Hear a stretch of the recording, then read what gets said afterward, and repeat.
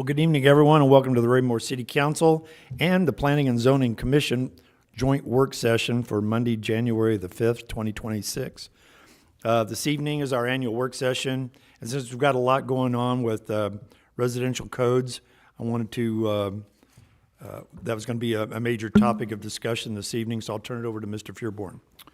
Thank you, Your Honor. Of course, the anti-monotony and residential standards have been in front of the council a couple of times now. Council has seen most of the detail of the packet that is before you. We know that this is kind of the first pass for planning and zoning because it will go to the Planning and Zoning Commission first in this formal format. We thought it would be a good idea to bring everybody together so everybody's hearing the exact same presentation from Mr. Gruss this evening. Again, most of this material has been seen in a different style by the council.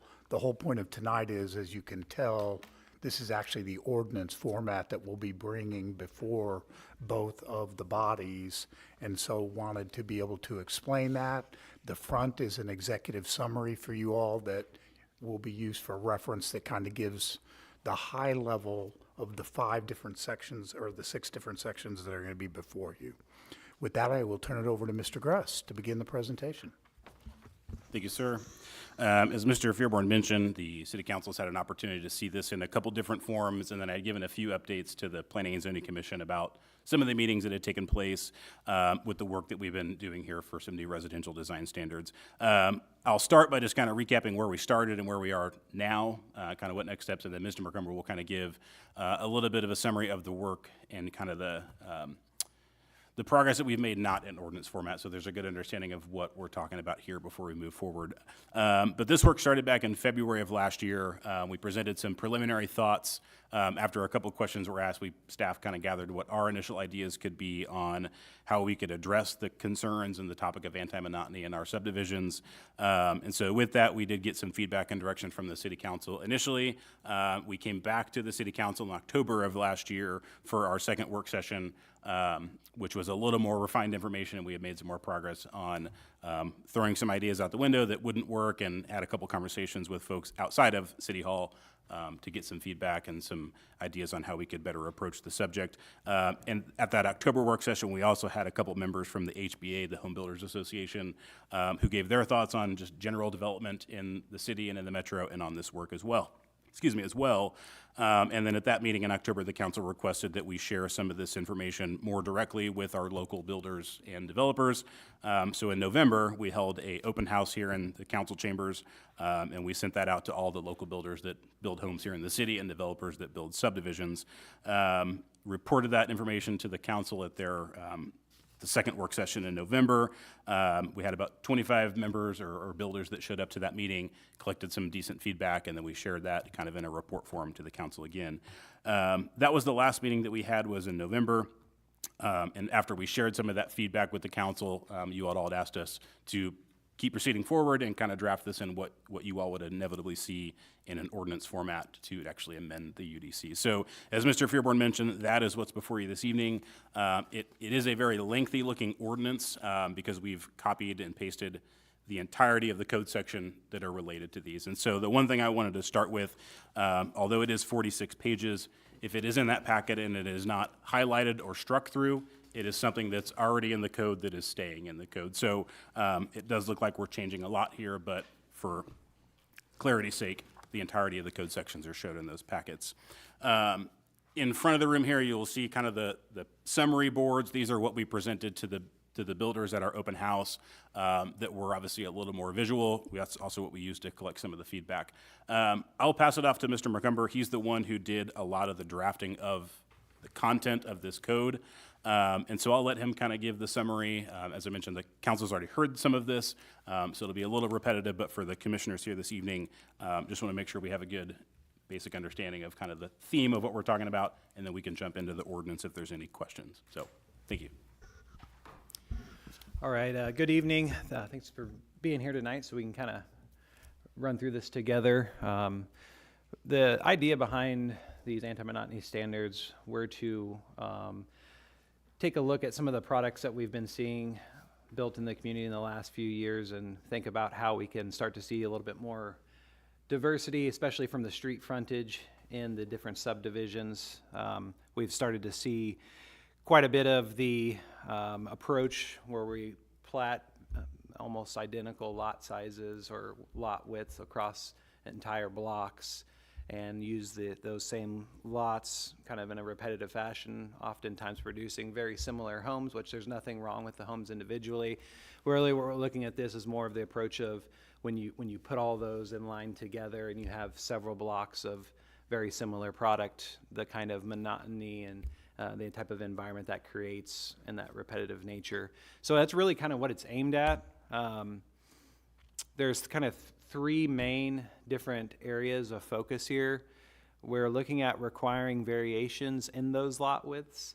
So this would apply, the lot width variation, and what we'll get into in just a moment, entry features would apply for any new residential subdivisions of 10 or more lots.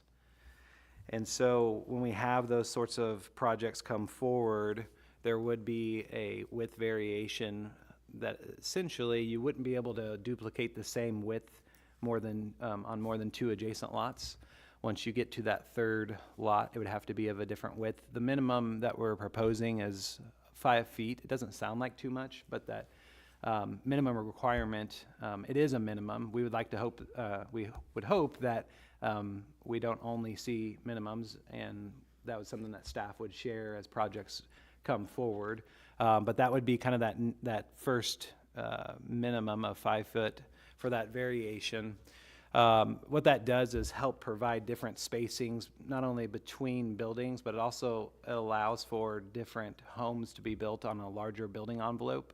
And as you see that kind of scale across a block, that'll not only change the look and the rhythm of the street, but the architectural appearance too. So you're not seeing nearly identical facades, as you look from down one street in one direction.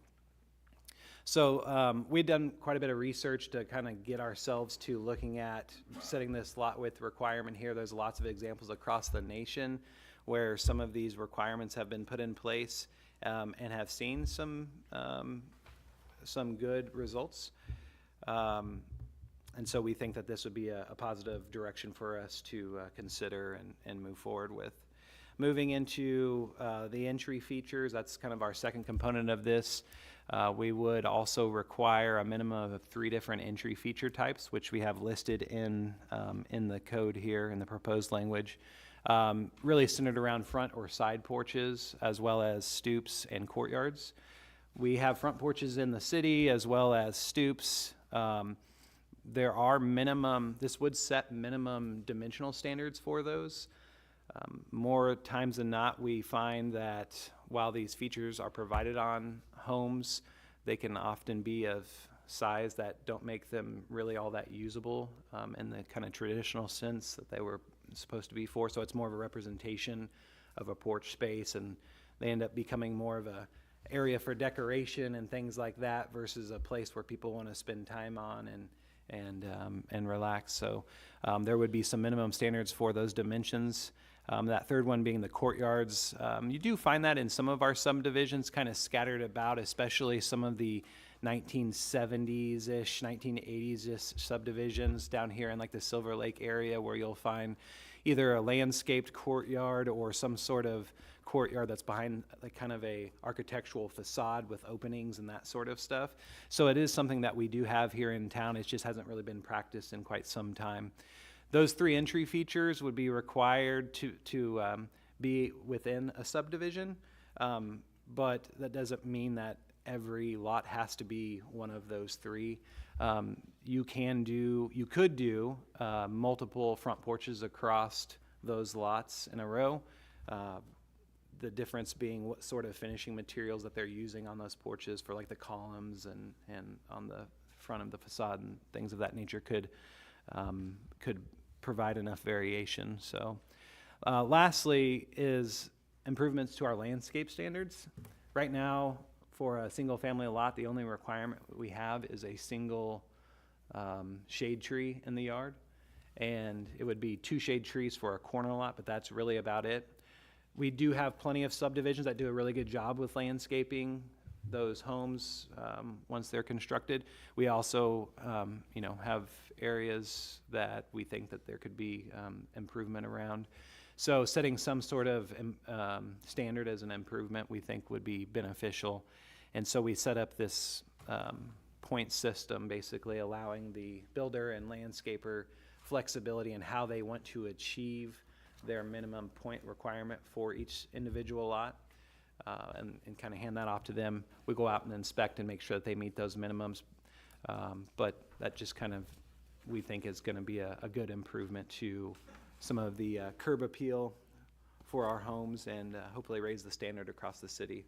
But like the porches and stoops, we already do see some subdivisions that do a really good job. And that's probably not ones that really would have to worry about it so much, but there are others that we think probably could use more attention to. So that is at a high level, kind of those three different categories, and we can most certainly answer any questions that you may have. And then if I could follow up with just a quick run through of that executive summary on the top, just so we can kind of understand where the minor changes are and where the bulk of the changes are in the code. The first section there would be 405030. That's our residential section of our development standards or use standards. The element there we're changing is right now porches, what we're calling entry features, cannot extend into the platted setback. To accommodate what we're requiring here, we're amending that to allow these porches to extend into the front and in some cases the side yard if they choose a side porch. So that table's been changed to accommodate that. Section 415040 is our overlay and special purpose districts with respect to our plan district overlays. There was already some requirements in there for multiple front elevations when you use a P district. We've now taken that out since the anti-monotony section is the base standard for that. So that's the change in section 415. Section 420 is where you find any specific use standards for residential uses. And so this is where we establish that any single or two-family development has to comply with what we've established down low, which is the anti-monotony section of our code. Section 430060 and 430130, that's where we've gone in and revised the language for our site trees, residential landscaping requirements to conform with the point system that Mr. McCumber mentioned. And then the bulk of the change is the anti-monotony regulations, which is found in section 445030. That's our subdivision design and layout. That's the area that most of our subdivision review requirements come from. And so the information you see on the boards, that's all what's been codified and put into that section for new residential development. So as Mr. McCumber mentioned, that's the really, really high level of some of the work that we've been doing. If there's any specific questions about either of those documents or anything else, we're obviously happy to answer that and give you what information you need. Thank you, David. So the council has had an opportunity to kind of see what planning and zoning, or excuse me, what our planning department was putting together for us previously through discussion. Tonight's the first time the Planning and Zoning Commission itself has had an opportunity to lay eyes on the plan itself that will be presented to them first and then to the council. But I had asked that we wait another for another work session to look at what you guys are going to actually propose. And this is the full proposal as we see it here this evening, correct?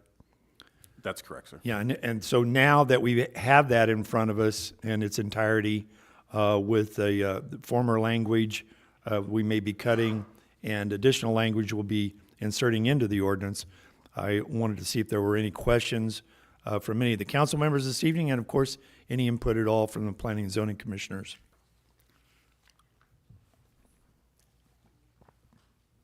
Mr. Circo, do you have something? Thank you, Mayor. Yeah, I was wondering, I was reading farther back about cul-de-sacs into the building, like you have a shade tree every other plot. So let's say you're moving into an area and buying a used home, or you want to build into a new area. So house 3, house 5 have a tree, or mandates a shade tree. The house 4 has just a fruit tree or something small. But can you come here and say, no, I want a big shade tree, so it'd be boom, boom, boom. There won't be a separation. So the people coming in could have a full shade tree if they prefer. prefer there? I know I've seen some of that stuff about every other house. Yeah, it would be possible. The minimum would be that it would be an ornamental. It wouldn't have to be. Sometimes what happens is on those cul-de-sac lots, the frontages get so tight Yeah. that putting large shade trees, and maybe they present a species that's a little smaller. But Yeah, I know they talked about ornamental, but if they come in and say, you know, I like to have a nice little maple in my front yard. Yeah. I don't want the ornamental, but I'm the odd man out where I'm moving to. Yeah. Or building. Can I say, well, I'd come to the city, so I prefer to have a shade tree there anyway? Yeah, I would think that it would be possible. I just don't, we wouldn't require that the large shade tree be what's But planted. it could so. be asked for and given. The way even the in code's an written, existing yes. area that might not have had one originally. Yeah. Okay. Yeah, sometimes they do get a little bit dense on those cul-de-sac lots if you're talking about large shade trees that have kind of a 30 or 40 foot We canopy. got some older cul-de-sacs. We probably have some newer ones. I'm just curious on that when people move here. Sure. Yeah, my wife wanted a shade tree in our house. We put a shade tree in the front yard, but yeah, a lot of people would prefer that. Right. And not want a small oriental or fruit tree or something. Okay, I was curious. Thank you. Mr. Mills, did you have something?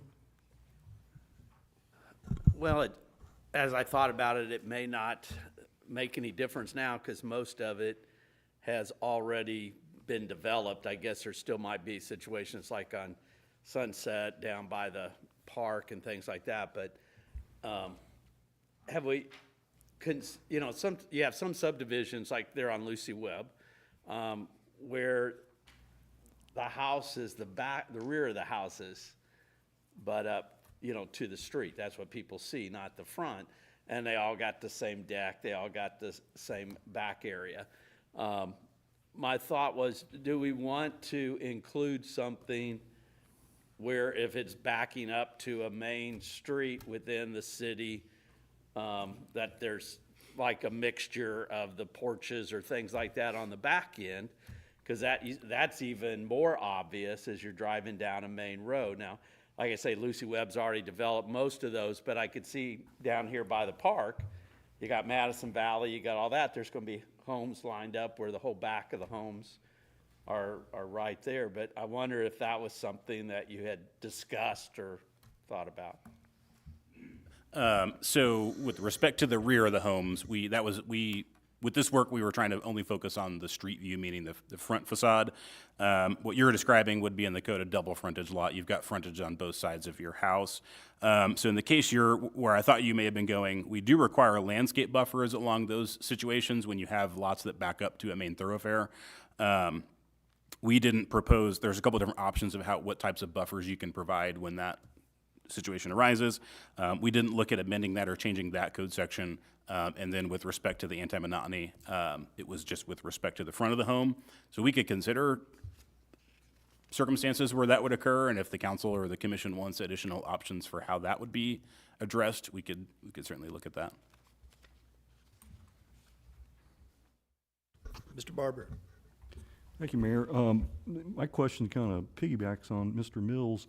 On these points for the landscaping, is that just for the front of the house, or would that be the whole yard? That would be its entire lot. Entire lot, okay. Yes, Mr. Baker. Thank you, Mr. Mayor. Kind of piggybacking on what Mr. Circo said, if like a lot would require a tree every other lot, if someone moves in and they say, I don't want to rake leaves, I'm going to cut the tree down, would they have the ability, I guess, is this more of a developer requirement than once they move in, they have the authority, I guess, to do what they want with the landscape? Yeah, this is more of kind of the developer or builder requirement on the front end. I think over time, I don't know if we have a clear way to track that over kind of, you know, decades or whatnot. Sometimes trees do come down, whether it be for personal desire or disease or whatever the case is. And sometimes new trees get planted.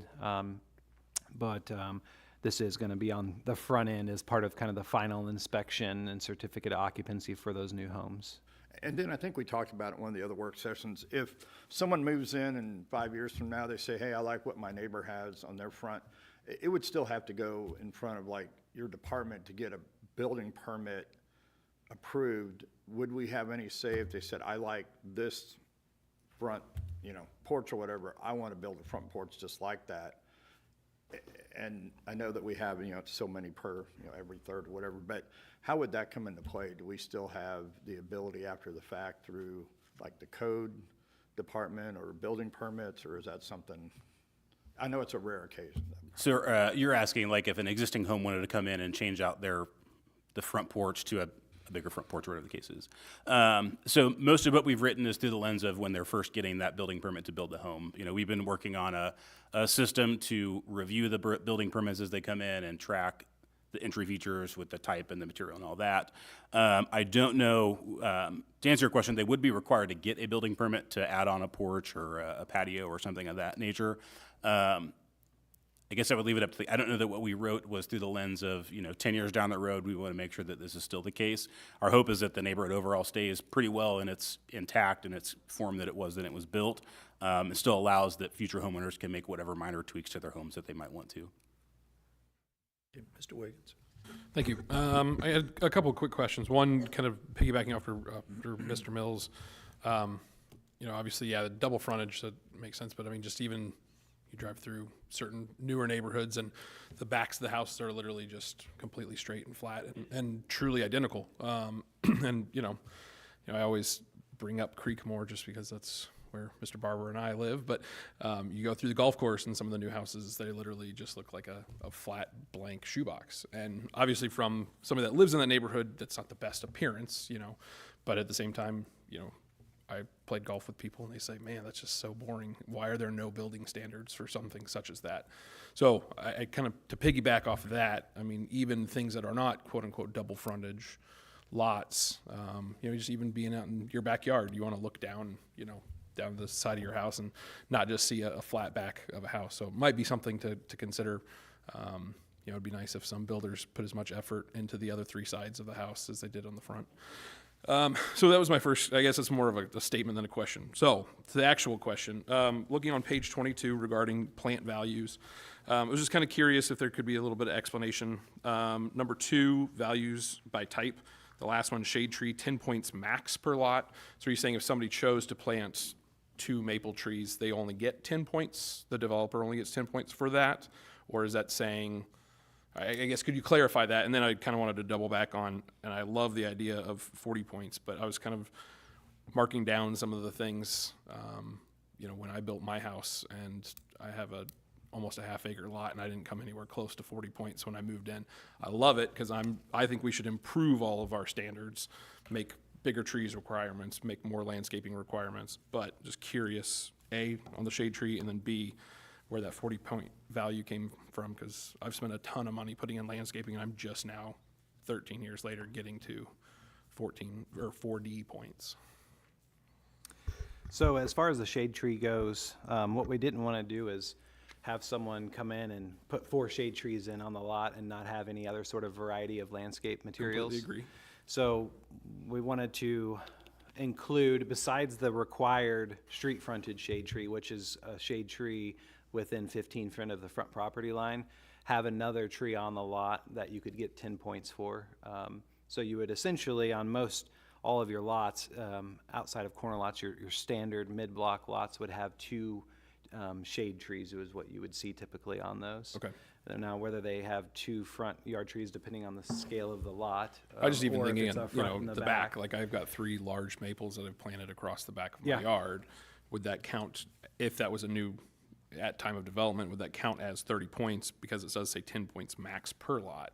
So I'm reading that as saying, even if I put 10 trees in, you only get 10 points. Yeah, you get counted for one of those shade trees. Okay. So just to kind of help use those other planting types to be scattered around on the lot. And like I said, I mean, I've got a large yard and I've done a ton of landscaping, and I'm just now probably at 45 some odd points, and it's, again, I love the idea. I want people to do more.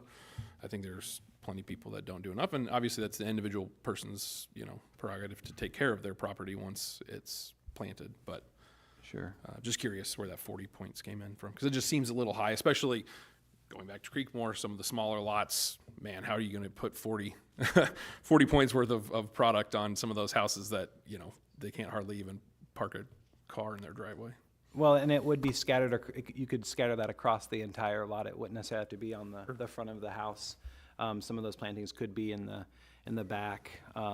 We had one of these pages, I'm not sure which one it is in the packet, but there's kind of a diagram of an example layout. Okay. That kind of shows where you could have those different planting types and the associated points with those. What page is that, I was Mr. gonna say, McCombie? page number, please.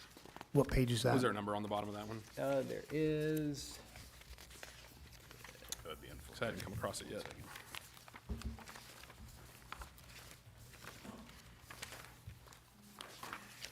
Oh, no, that actually is intended to be a handout with our building permit, so that diagram I don't think is Okay. in the packet. Yeah, when it'd you be get a what's up on chance, the you can screen. see it up there. Sure. Maybe once the meeting is over, you can take a look at it a little closer.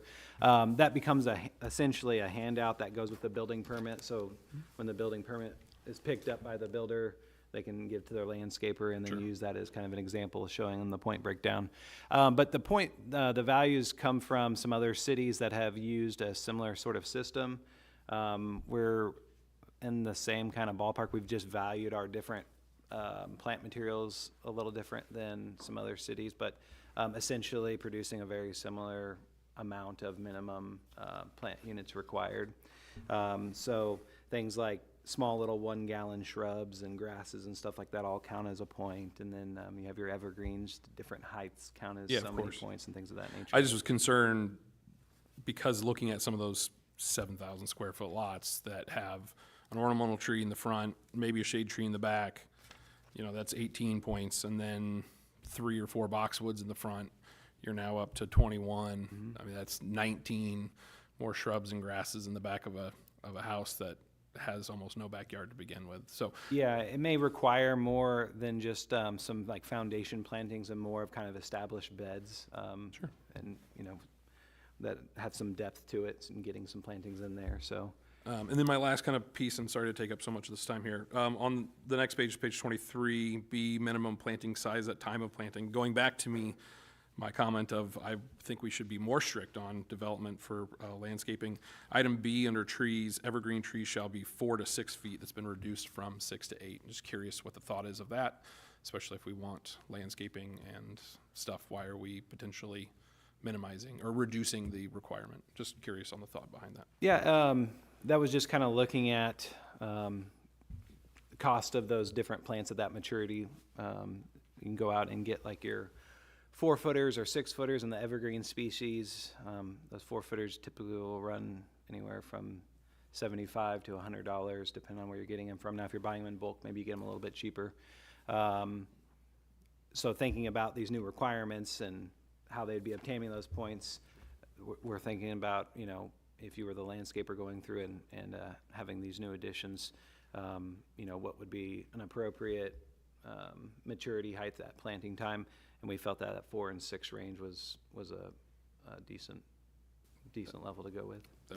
The other caveat to that is a lot of our landscaping and screening requirements are written through the lens of it needs to be that at full maturity.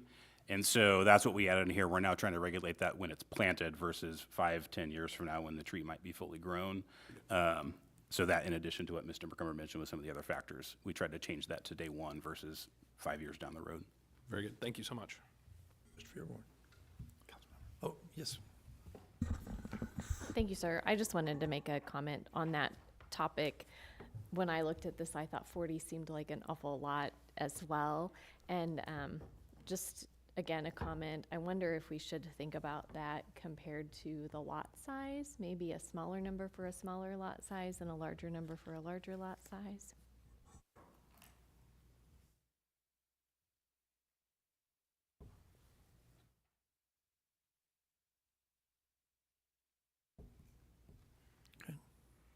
Anyone else? Oh, Mr. Mills.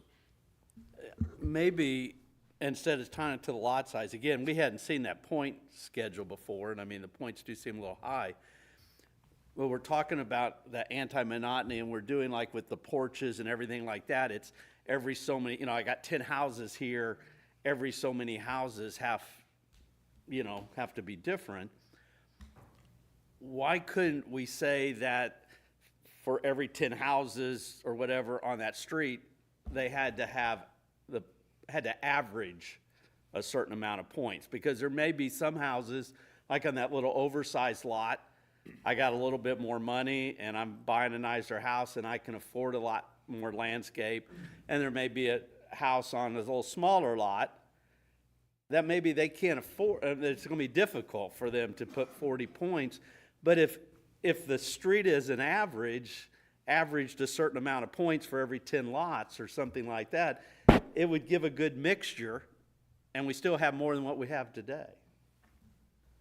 I think I think the long-term, like, over the life of building out the subdivision, that particular element would be a little more challenging to manage than the entry features. Mostly just because once you build the entry feature, it's pretty static for the life of the home, compared to the question earlier about if I put in 2 shade trees, now somebody comes in and wants to make that an ornamental. Trying to track that after a home has been issued its occupancy permit would be a challenge for staff, we think, just because after we issue the occupancy permit, our hands are kind of out of that. So it'd be difficult to track those changes by the homeowner after the city's kind of removed ourselves from that equation. Something we could look into, but I feel like that would be a little bit difficult, just generally difficult to manage. So they wouldn't put the shrubs in and the trees at the same time they finish the house? You're saying they're waiting until somebody buys the house and then they're gonna figure out what shrubs and trees go in there? More of what I meant is, so there's the requirement for the variety and the entry features. So we know based on when the plans come in of whether it's a courtyard or a front porch or a side porch, so we can determine whether or not what they're proposing for this house meets the requirements of the homes on either side. What we generally, we don't really get a landscape plan per se. It's more of us going out and inspecting the property to determine the types and the point values. What I was getting at is that, Lot A has 40 points through this combination of trees, and Lot B, C, D, and E have the different combinations. So it would get very difficult, I feel like, from a staff perspective, to track the ongoing development and also tracking that average, because theoretically it could change if 2 of my neighbors rip out their shrubs and put in a shade tree or vice versa. So there's a lot of opportunity for changes in the landscaping compared to the front porches, I guess, is kind of the reason that would be a little challenging for us, I think.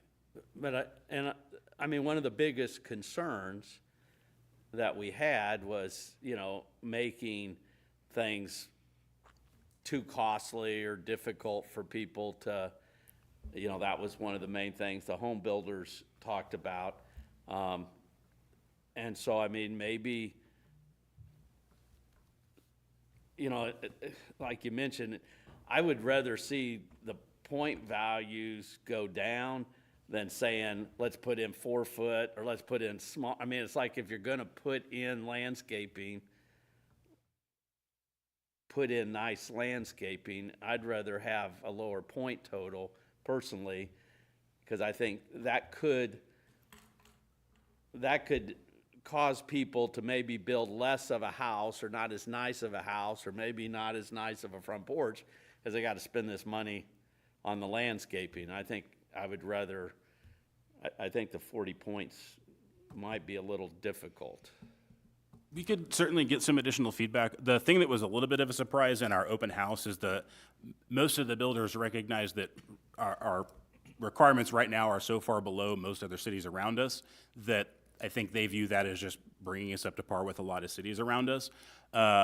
So I guess there's more variety and more things they'll have to purchase here, when they landscape their house. But I think most of the feedback we got was, they liked the point system because it gave them the flexibility. Was the main thing, but most of what we heard is that's just pretty typical for most subdivision or municipalities around us. So we can do some additional research on those point values if there's the desire to bring those down. I think one of our initial comments when we started this is any increase is better than where it is right now because all we require is 1 tree per street frontage. So any change to that is going to be an improvement. We can always come back and increase that later if it's not producing the results that we want. So we can give some thought to that if there's the desire to do that. Okay. Mr. Circo. Yeah, thank you, Mr. Mayor. On that same subject, maybe keep the points, but you take the 1 point to 4 and you increase them.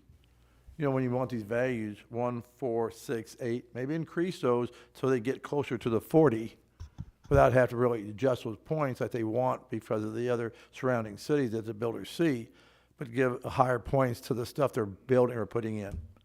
That might be a way to get closer to the 40, just bring those up without changing the actual max number. Mr. Gress, I assume that during your research, there were other communities out there that have a similar point system with regard to landscaping. Is that correct? There were, I know Blue Springs is one we looked at. That's a municipality that Mr. McCumber had worked at before and was familiar with that process. There are other cities that do it a little bit differently, but in general, I think if you just look at the product that it produces, which is the landscaping on the lot, I think it's all very similar. Just, there's 10 different ways to skin a cat type of situation. So I think in terms of what this specific code is going to give the city is on par with what other cities require. It's just our way of accomplishing it, if that makes sense. Gotcha. Okay. But definitely something I think we're hearing that we can look at Okay. in one form or another. Mr. Grass, just a real quick question. Who would the point system ultimately apply to? So that really depends on the situation of the home builder. There's, in the case that the builder is building a spec home to sell, the builder is going to take on the responsibility of putting in the landscaping and staff verifying it. We do have situations every now and then where it's what we call a build job, meaning somebody's purchased the home, it's being built for them. What you'll find then is that they will waive the requirement for the builder to put in landscaping because they're going to come in and hire a landscaper to do what specifically they want to do.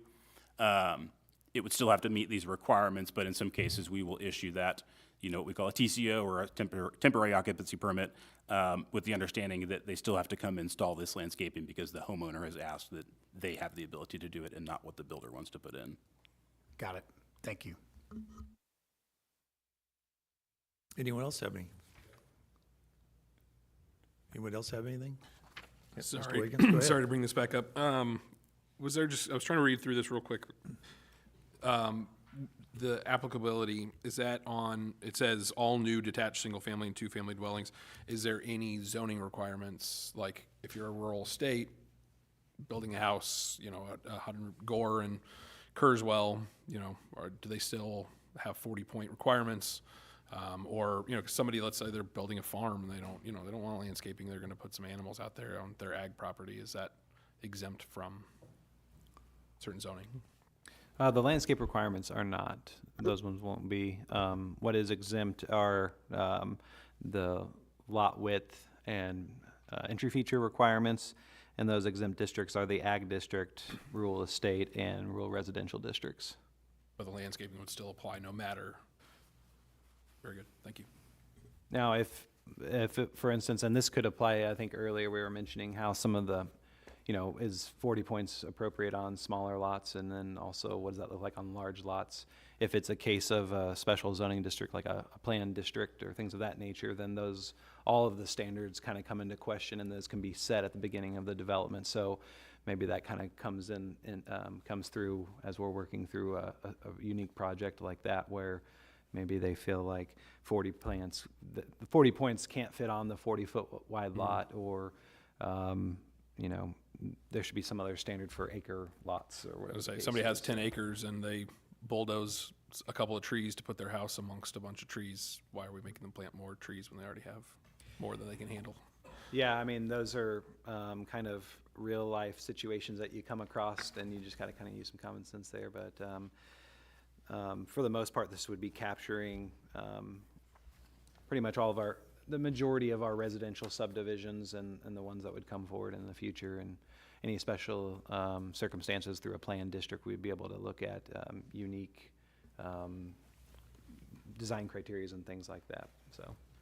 Maybe as a follow-up to that, if you look on page 23, subsection H, which is existing tree preservation. So in the instance that you mentioned, if it is a large property that has a lot of trees, if they're preserving those, and if they're only knocking down a few just to build the home, there is an avenue for them to get credit for a mature tree they might have on the property that they can preserve, or a couple different trees. The notion being what we're getting at is a mature tree canopy, so we would want to encourage them to not be torn down if they're there. This was obviously written, as Mr. McCumber mentioned, the lens of new development, which is to come in and tear all the mature trees down to plant new ones. So, the more new trees you plant, the quicker that mature tree canopy reestablishes itself. And we do have stuff to, I guess you'd say, charge a developer with over bulldozing of, if they tear out all the mature trees, like you said, just to plant some young trees. They pay fees if they, land disturbance fees or something, if they take out too many mature trees based on. Not for the removal of the trees. They pay a fee for, land disturbance activities, just moving dirt around. But right now, there's no penalties for removing trees. So this was an effort to encourage that without, there's no penalty to that. They just have to buy more new trees if they tear the old ones down. Okay, thank you. Mr. Mills? One last question on that. What if I am a builder and I build a house here in January and February? I mean, I can't really plant a bunch of stuff, but I want to sell the house. I want somebody to move in. How does this affect that? Excuse me. So when a builder comes in to apply for their temporary certificate of occupancy, that's when we go inspect the landscaping. There is the opportunity to defer that for 120 days in the circumstances like you mentioned. What we require is a bond from them. Right now, it's $1,000. We hold that until the landscaping's actually been installed. With this, what we'll probably end up doing, because there's more landscaping to be installed, we'll probably increase that from $1,000. But that's the method for deferring the landscaping if the conditions aren't favorable to planting trees or landscaping. We see it a lot with grass. Yeah. And and like I said, that does allow the homeowner to move in if they're purchasing the home. That's the mechanism we use a lot if the homeowner's asking to take on the landscaping from the builder too. Mr. Townsend, did you have a question? I did, sir. Thank you. So as I understand the conversations, this plantings are applicable to the builder, in order for them to obtain a certificate of occupancy to make the home available for sale.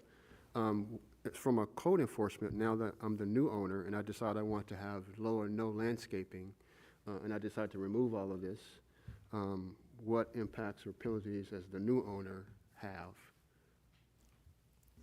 So you're asking if the home is completed by the city and then the homeowner tears the landscaping out?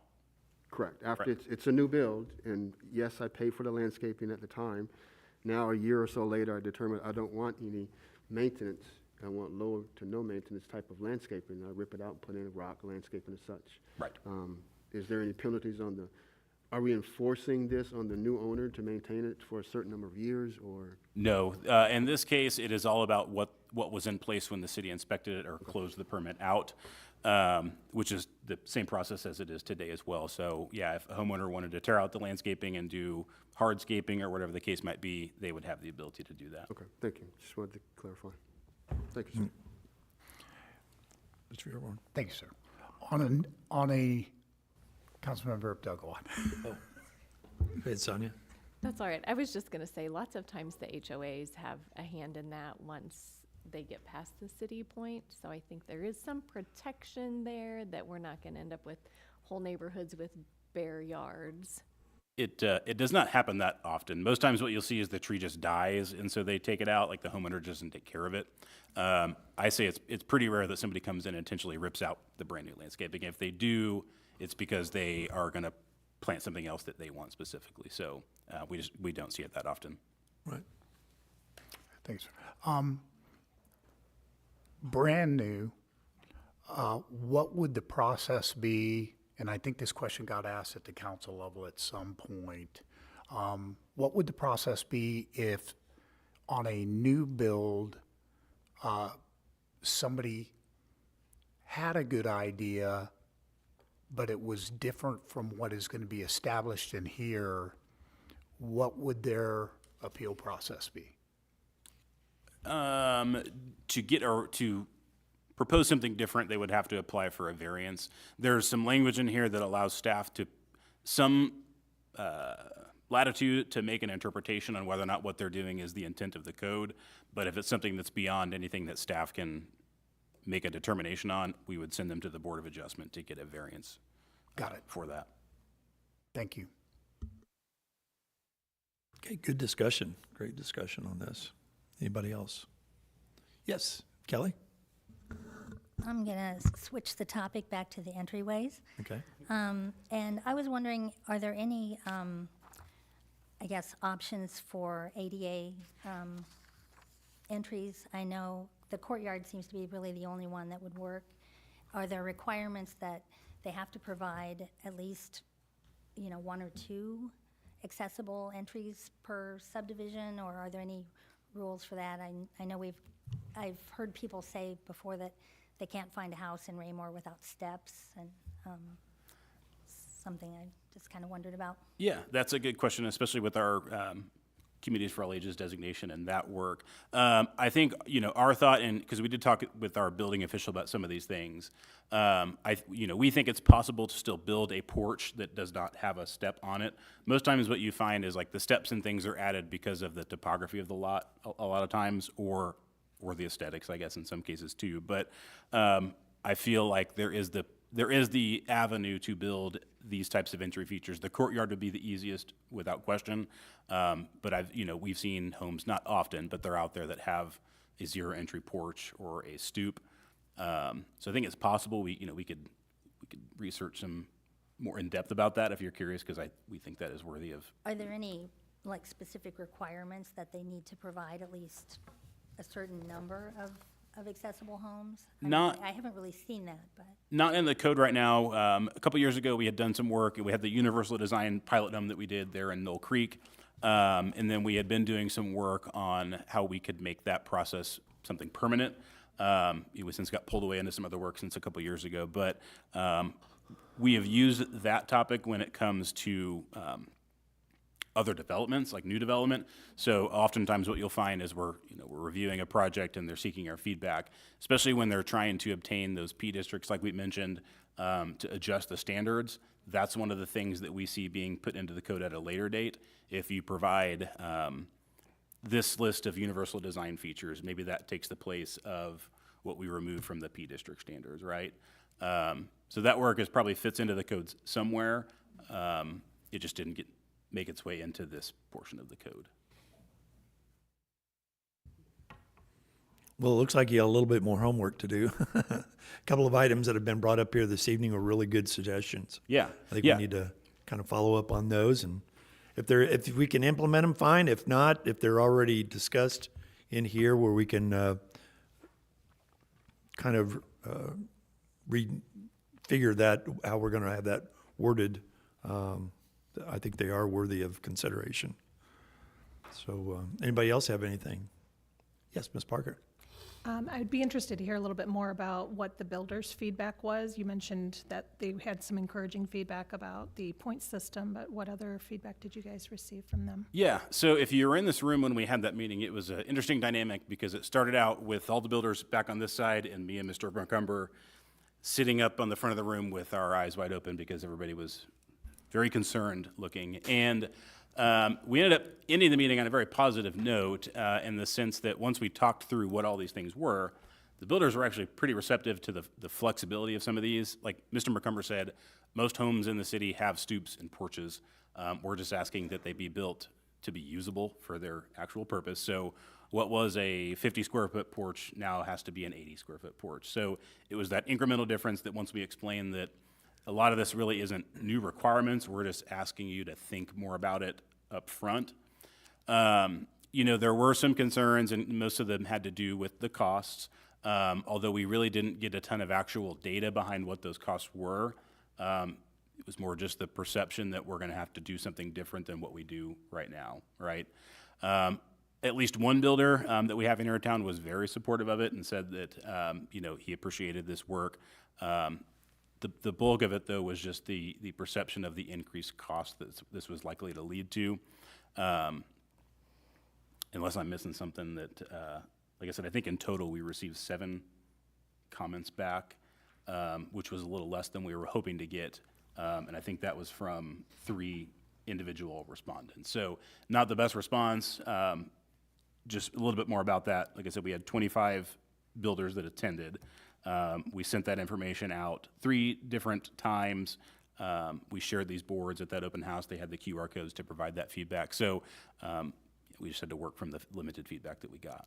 I can follow up with the council got a copy of those responses in their, the survey format. So after this meeting, I can follow up to this group again if you wanted to look through those specifically. I'd overemphasize, and I said that I use the same analogy to the council. The beginning of the meeting looked like a junior high dance with everybody on either side of the room, and then finally somebody played Hey Jude, and so everybody could dance to it. Probably the biggest takeaway was the builders at least acknowledging that this exists elsewhere. So it's not a surprise to them that we're trying to move up to the standards that surrounding communities have, which was a good way to end the meeting. Didn't you say most of the builders actually thought they were already kind of policing themselves and doing this? Correct. Yeah, and I would say that at the end of the meeting, I spent some time talking with a gentleman that is part of a newer group that's here in town and is going to be doing some work out south off of Hubock Hill Road here in the near future.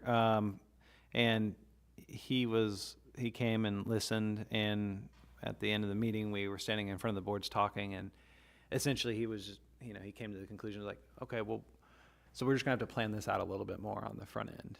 And we're like, essentially, and that's what we're here for. This is gonna be new for everybody, so as staff, we're gonna be taking phone calls and emails and that sort of stuff, and in our pre-application meetings, make sure that we kind of understand what this is and what it's not.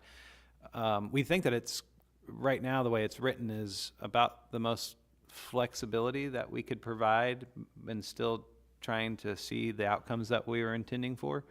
We're not saying that you have to build a bunch of different types of homes, and that's one way that we're seeing products that are what we call more affordable today be built in a subdivision, is oftentimes the floor plans aren't all that different. But what we are saying is that what we can see from the street as the public, we want to see more variation happening there. So it's not about changing your whole floor plans and different house types, but it's how does the relationship between the public and the front of that house exist. And we think that some of these changes can go a long ways and provide them different ways to achieve that. And so we think that it would be something positive. So. And we kind of felt like in the meeting, that was one of the important things that the builders did appreciate, is that a lot of times in these ordinances, you will see that they say you have to build a 2-story home in a ranch and then a split level and then another 2-story. So it's very prescriptive, and the city says, I have to build this type of home. So what you'll see on those 3 boards up there is those are just, hand drawings of homes that are being built in the city. So we just felt it was important. We're not, Mr. Montgomery said, we're not telling you what type of home you have to build. It's just whatever you build has to have these unique features on them throughout the subdivision. And so we appreciated that. At least the builders kind of recognized that aspect of it, which was good to hear. Okay. If there's nothing else, this is our one opportunity for a joint meeting with Planning and Zoning. I would open it up to any comments or concerns about how things are going between with the council and the commission. If anybody has anything, I want to express my appreciation for your volunteerism, for your volunteering to serve on the Planning and Zoning Commission. I know several of you have been here a while. Kelly is our veteran on the board right now, and we really appreciate all the years that you've given to the to service of this and many more to come to service of the Planning and Zoning Commission. It's several of the council members here have served on that and know how important it is to the planning process for our community. So anyway, I'll say that, and I'll open it up for the floor if anybody else has any comments or wish or questions. If there is none, then we'll conclude the joint session between the council and the Planning and Zoning Commission. And again, thank you for being here tonight. And we'll move on to the next item on our agenda. Have a good evening.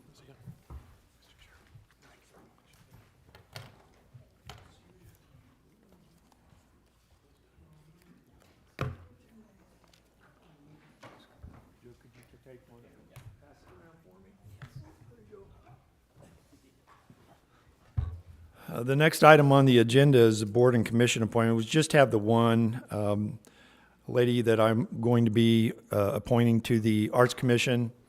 She has served with she did serve on the Civic Leadership Academy and was very interested in serving in some capacity and was kind of recruited to the Arts Commission, been vetted by the folks there, and want to offer her a name as a candidate for that open slot on the Arts Commission. And as always, if you have any questions, please don't hesitate to call me. Is there anything under other? If nobody has any questions under item B, anyone have anything under other they'd like to bring up this evening? Do you have anything this evening, sir? Okay. Anyone else? Okay. Then we stand adjourned. Have a good evening.